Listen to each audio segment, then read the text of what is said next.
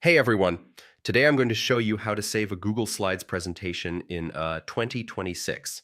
And the funny thing is, Google Slides actually saves your work automatically, but there are a few extra steps you should know so your files stay organized and easy to share.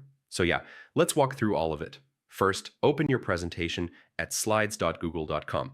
As soon as you make a change, like adding text or moving an image, Google Slides saves it in real time. You'll see a little note at the top that says saving, and then all changes saved in Drive. You don't have to hit a save button at all.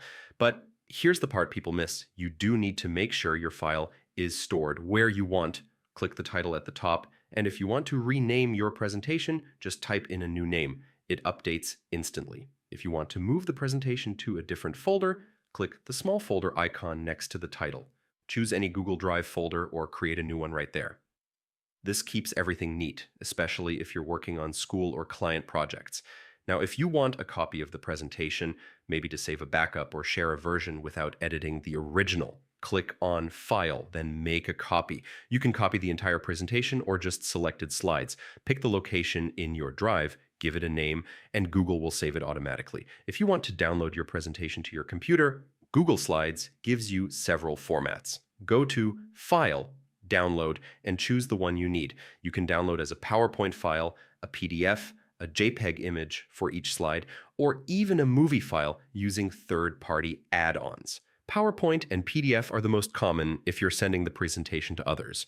And yeah, don't forget about offline saving. If you want to work without internet, open your Drive settings and turn on offline mode. Google will save a local version on your device, and everything syncs the moment you reconnect.